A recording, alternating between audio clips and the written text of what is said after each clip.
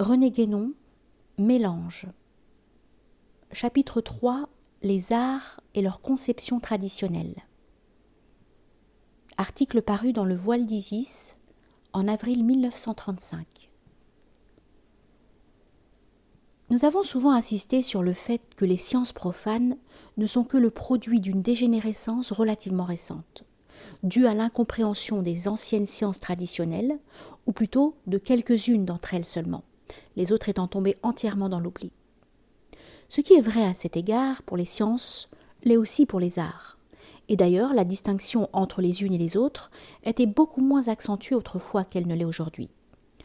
Le mot latin « artes » était parfois appliqué également aux sciences, et au Moyen-Âge, l'énumération des arts libéraux réunissait des choses que les modernes feraient rentrer dans l'une et l'autre catégorie. Cette seule remarque suffirait déjà à montrer que l'art était alors autre chose que ce que l'on conçoit actuellement sous ce nom, qu'il impliquait une véritable connaissance avec laquelle il faisait corps, en quelque sorte, et cette connaissance ne pouvait être évidemment que de l'ordre des sciences traditionnelles. Ce n'est que par là qu'on peut comprendre que dans certaines organisations initiatiques du Moyen-Âge telles que les fidèles d'amour, les 7 arts libéraux aient été mis en correspondance avec les cieux, c'est-à-dire avec des états qui s'identifiaient eux-mêmes aux différents degrés de l'initiation. Il fallait pour cela que les arts, aussi bien que les sciences, fussent susceptibles d'une transposition leur donnant une réelle valeur ésotérique. Et ce qui rend possible une telle transposition, c'est la nature même des connaissances traditionnelles, qui, de quelque ordre qu'elles soient, sont toujours essentiellement rattachées aux principes transcendants. Ces connaissances reçoivent par là une signification que l'on peut dire symbolique, puisqu'elle est fondée sur la correspondance qui existe entre les différents ordres de la réalité. Mais ce sur quoi il faut insister, c'est qu'il ne s'agit point là de quelque chose qui leur serait comme surrajouté accidentellement, mais au contraire, de ce qui constitue l'essence profonde de toute connaissance normale et légitime, et qui, comme telle, est inhérent aux sciences et aux arts dès leur origine même, et le demeure tant qu'ils n'ont subi aucune déviation. Il n'y a d'ailleurs pas lieu de s'étonner que les arts puissent être envisagés à ce point de vue.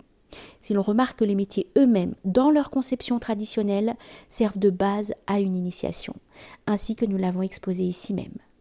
Nous devons au surplus rappeler à ce propos ce que nous disions alors que la distinction entre les arts et les métiers apparaît comme spécifiquement moderne, et comme n'étant en somme qu'une conséquence de cette même dégénérescence qui a donné naissance au point de vue profane, celui-ci n'exprimant proprement rien d'autre que la négation même de l'esprit traditionnel.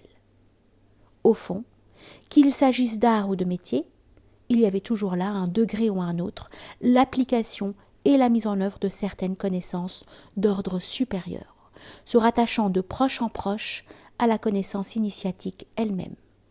Et du reste, la mise en œuvre directe de la connaissance initiatique recevait aussi le nom d'art, comme on le voit clairement par des expressions comme celle d'art sacerdotal et d'art royal, qui se rapportent aux applications respectives des grands mystères et des petits mystères.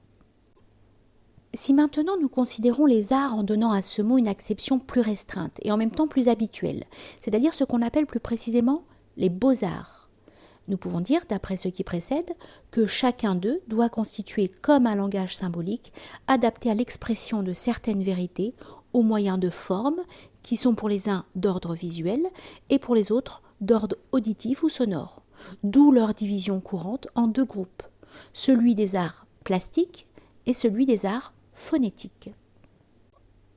Nous avons expliqué dans de précédentes études que cette distinction, de même que celle de 2 sortes de rites, correspondantes et fondées sur les mêmes catégories de formes symboliques, se rapporte à l'origine à la différence qui existe entre les traditions des peuples sédentaires et celles des peuples nomades.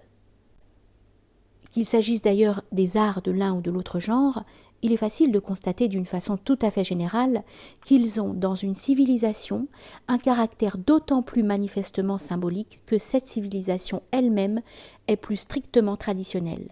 Car ce qui fait alors leur véritable valeur, c'est moins ce qu'ils sont en eux-mêmes que les possibilités d'expression qu'ils fournissent, au-delà de celles auxquelles se limite le langage ordinaire.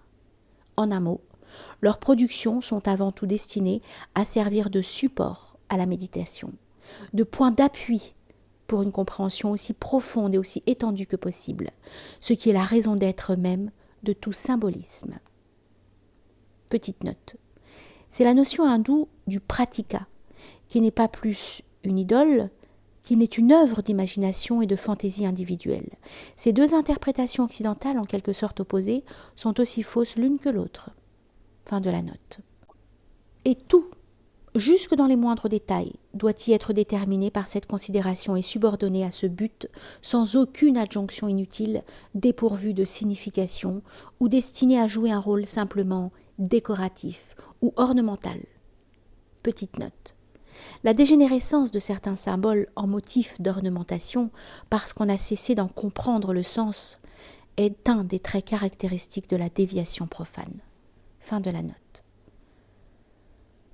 On voit qu'une telle conception est aussi éloignée que possible de toutes les théories modernes et profanes, que ce soit par exemple celle de l'art pour l'art, qui au fond revient à dire que l'art n'est ce qu'il doit être que quand il ne signifie rien, ou encore celle de l'art moralisateur, qui ne vaut évidemment pas davantage sous le rapport de la connaissance.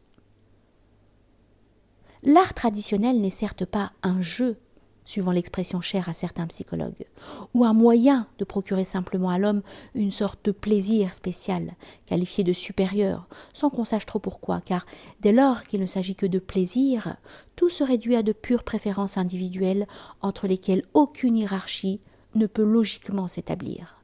Et il n'est pas davantage une vaine déclamation sentimentale pour laquelle le langage ordinaire est assurément plus que suffisant, sans qu'il soit aucunement besoin de recourir à des formes plus ou moins mystérieuses ou énigmatiques, et en tout cas beaucoup plus compliquées que celles qu'aurait à exprimer. Ceci nous est une occasion de rappeler en passant, car ce sont là des choses sur lesquelles on n'insistera jamais trop, la parfaite nullité des interprétations morale que certains prétendent donner de tout symbolisme, y compris le symbolisme initiatique proprement dit. Si vraiment il ne s'agissait que de semblables banalités, on ne voit pas pourquoi ni comment on n'aurait jamais songé à les voiler d'une façon quelconque, ce dont elles se passent fort bien quand elles sont énoncées par la philosophie profane. Et mieux vaudrait dire alors tout simplement qu'il n'y a en réalité ni symbolisme ni initiation. Cela dit, on peut se demander quelles sont, parmi les diverses sciences traditionnelles, celles dont les arts dépendent le plus directement. Ce qui, bien entendu, n'exclut pas qu'ils aient aussi des rapports plus ou moins constants avec les autres. Car ici, tout se tient et se relie nécessairement dans l'unité fondamentale de la doctrine. Que la multiplicité de ces applications ne saurait en rien détruire, ni même affecter. La conception de sciences étroitement spécialisées et entièrement séparées les unes des autres, est nettement antitraditionnelle, en tant qu'elle manifeste un défaut de principe et est caractéristique de l'esprit analytique qui inspire et régit les sciences profanes, tandis que tout point de vue traditionnel ne peut être qu'essentiellement synthétique. Sous cette réserve, on peut dire que ce qui fait le fond même de tous les arts, c'est principalement une application de la science du rythme sous ses différentes formes, science qui elle-même se rattache immédiatement à celle du nombre. Et il doit être d'ailleurs bien entendu que, quand nous parlons de science du nombre, il ne s'agit point de l'arithmétique profane telle que le comprennent les modernes, mais de ce dont les exemples les plus connus se trouvent dans la Kabbale et dans le pythagorisme, et dont l'équivalent existe également sous des expressions variées et avec de plus ou moins grands développements dans toutes les doctrines traditionnelles. Ce que nous venons de dire peut paraître évident, surtout pour les arts phonétiques, dont les productions sont toutes constituées par des ensembles de rythmes se déployant dans le temps.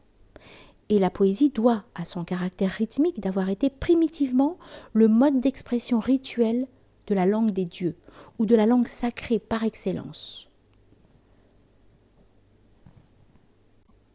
Fonction dont elle garda même quelque chose jusqu'à une époque relativement rapprochée de nous, alors qu'on n'avait point encore inventé la littérature. Petite note. Il est assez curieux de remarquer que les érudits modernes en sont arrivés à appliquer ce mot de littérature à tout indistinctement, même aux écritures sacrées, qu'ils ont la prétention d'étudier au même titre que le reste et par les mêmes méthodes. Et quand ils parlent de poèmes bibliques ou de poèmes védiques, tout en méconnaissant complètement ce qu'était la poésie pour les anciens, leur intention est encore de tout réduire à quelque chose de purement humain. Fin de la note. Quant à la musique, il serait assurément inutile d'insister là-dessus. Et sa base numérique est encore reconnue des modernes eux-mêmes, bien que faussée par la perte des données traditionnelles. Anciennement, comme on le voit d'une manière particulièrement nette en Extrême-Orient, des modifications ne pouvaient être apportées dans la musique qu'en concordance avec certains changements survenant dans l'état même du monde selon les périodes cycliques. Car les rythmes musicaux étaient intimement liés à la fois à l'ordre humain et social et à l'ordre cosmique, et exprimaient même d'une certaine façon les rapports qui existent entre l'un et l'autre. La conception pythagoricienne de l'harmonie des sphères se rattache d'ailleurs exactement au même ordre de considération. Pour les arts plastiques, dont les reproductions se développent en extension dans l'espace, la même chose peut ne pas apparaître aussi immédiatement, et pourtant elle n'en est pas moins rigoureusement vraie. Seulement, le rythme est alors pour ainsi dire fixé en simultanéité au lieu de se dérouler en succession comme dans le cas précédent. On peut le comprendre surtout en remarquant que dans ce second groupe, l'art typique et fondamental est l'architecture, dont les autres, tels que la sculpture et la peinture, ne sont en somme tout au moins, quant à leur destination originelle, que de simples dépendances. Or, dans l'architecture, le rythme s'exprime directement par les proportions existant entre les diverses parties de l'ensemble et aussi par des formes géométriques, qui ne sont en définitive, au point de vue que nous envisageons, que la traduction spatiale des nombres et de leurs rapports. Petite note, il y a lieu de noter à ce propos que le dieu géomètre de Platon s'identifie proprement à Apollon, qui préside à tous les arts, ceci qui est d'ailleurs dérivé directement du pythagorisme, a une importance particulière en ce qui concerne la filiation de certaines doctrines traditionnelles helléniques et leur rattachement à une origine première hyperboréenne. Fin de la note.